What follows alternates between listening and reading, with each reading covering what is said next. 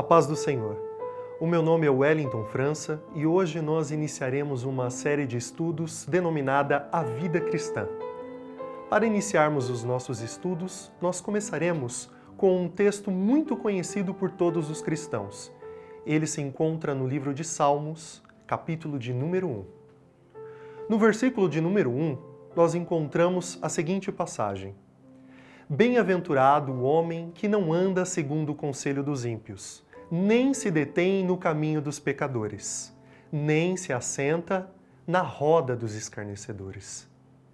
Um texto muito conhecido, mas ao mesmo tempo desconhecido por boa parte dos cristãos.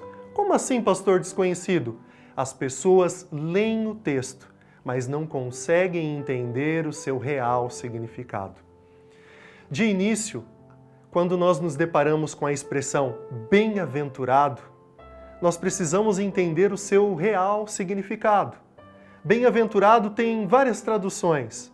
Uma delas é como é feliz. Nós vamos utilizar essa expressão como é feliz para interpretar todo o texto. As Sagradas Escrituras, para um cristão, ele funciona como um manual de instruções. Por exemplo, quando nós adquirimos uma televisão, ela vem com seu manual de instruções. Se o canal está chuviscando, tem alguma interferência, você não consegue sintonizar qualquer canal, você corre para o manual de instruções e verifica o que fazer. Da mesma forma, nós nos deparamos com as Sagradas Escrituras.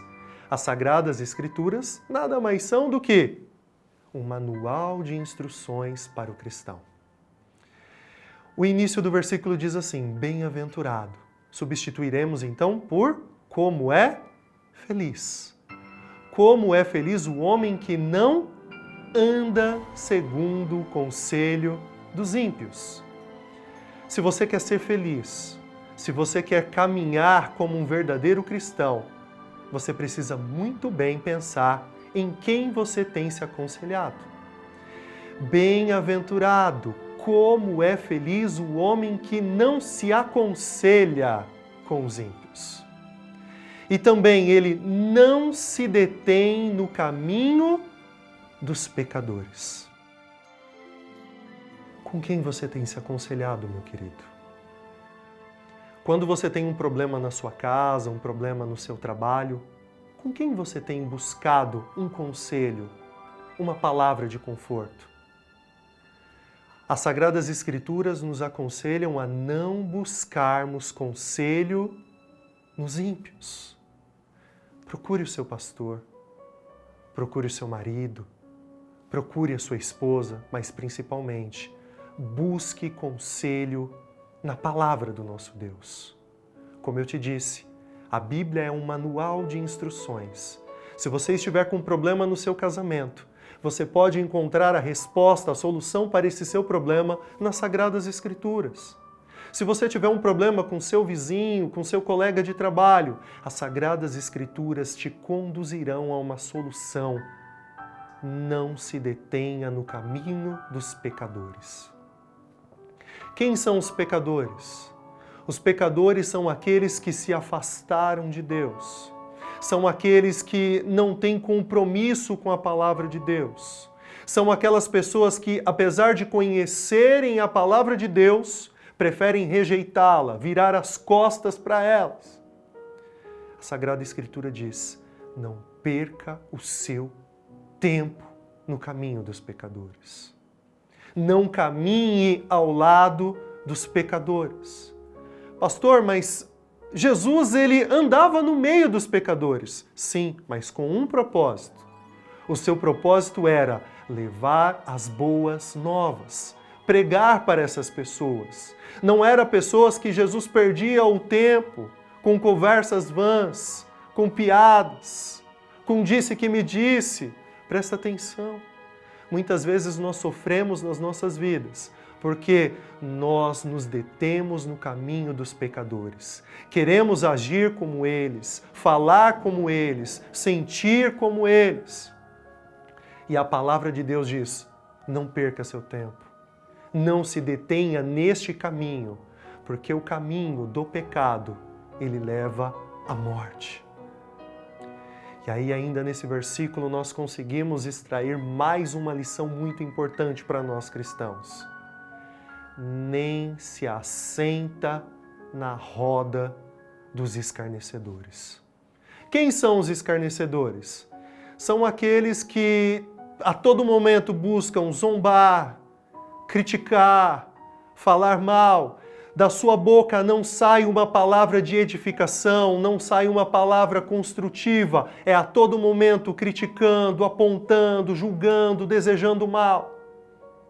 Deus está nos ensinando nessa passagem que nós não devemos nos assentar com tais pessoas. Nós devemos, como ovelhas, andar em rebanho.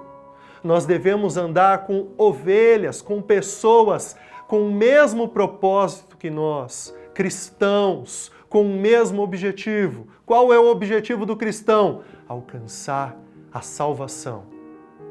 É caminhar com Cristo, falar como Ele falou, andar como Ele andou.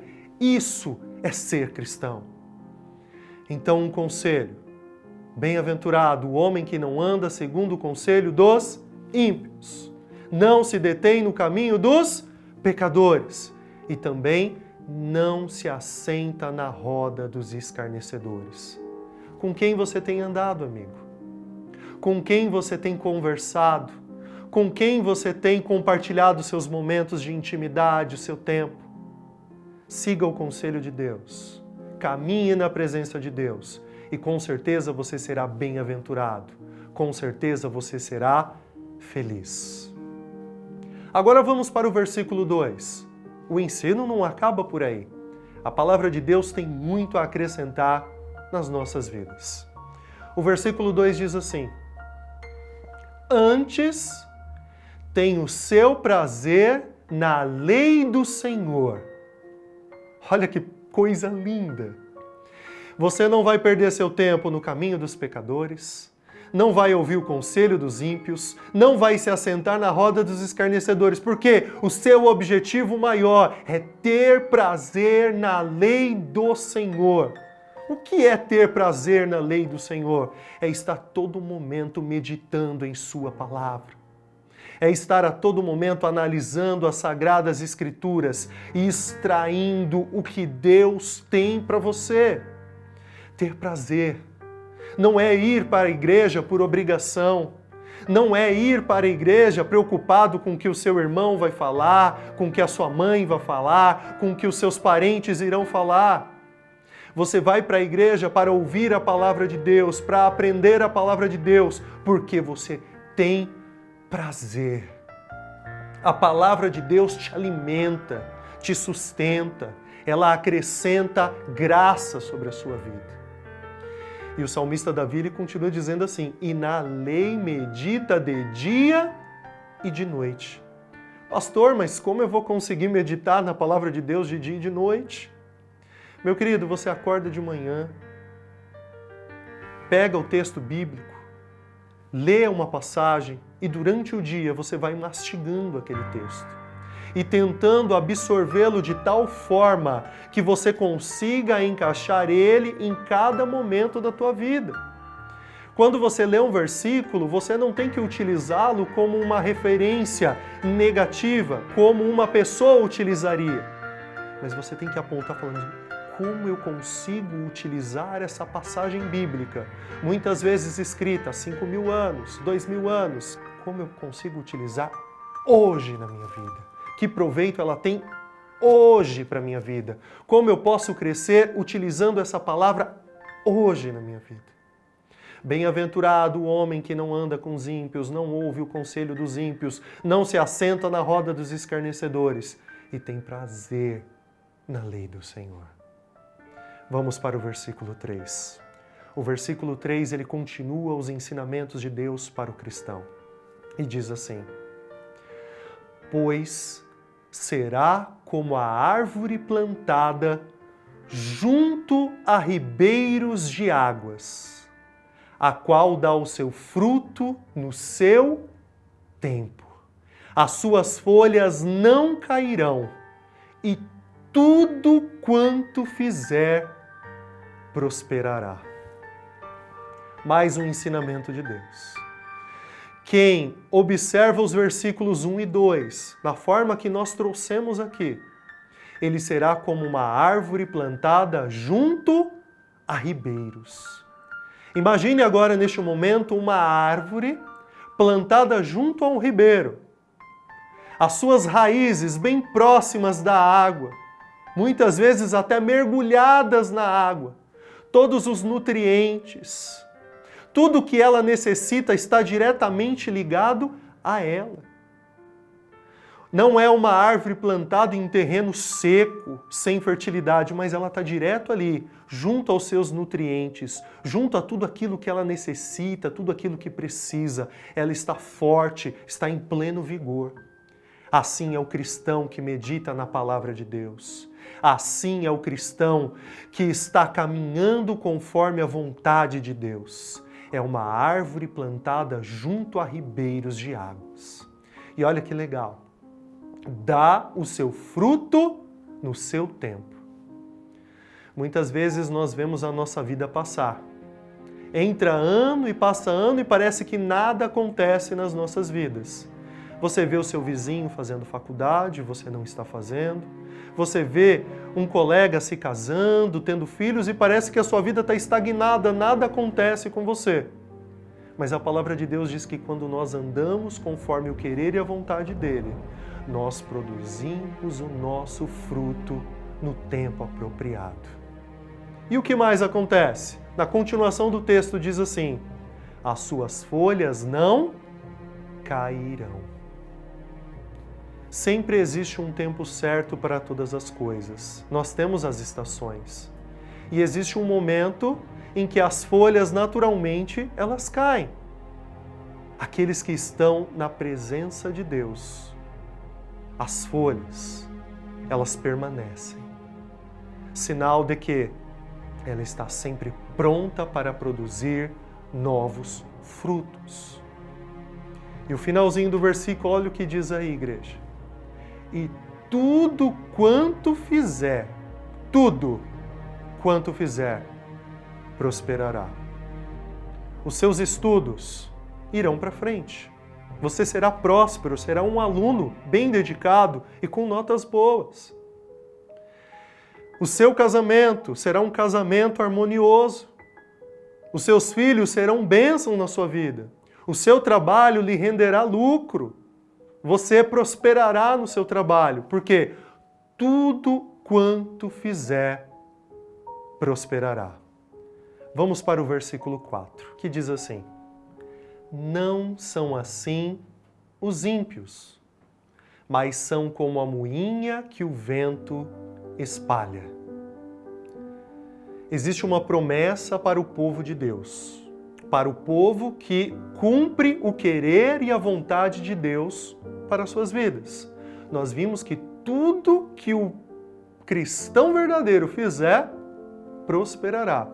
A família irá bem, os negócios irão bem, a sua vida e intimidade com Deus irão caminhar ministerialmente muito bem. Agora existe um alerta para aquele que é o ímpio. Quem é o ímpio? O ímpio é o homem que conhece a verdade, que conhece a Deus, mas prefere virar as costas para ele. Prefere negá-lo e rejeitá-lo. Olha o alerta para o ímpio. Não são assim os ímpios. Se nós olharmos para o versículo anterior, nós chegamos à conclusão então de que tudo que o ímpio fizer não vai prosperar. Tudo que ele fizer vai dar errado, os planos, os projetos. E ainda diz, serão como a moinha que o vento espalha.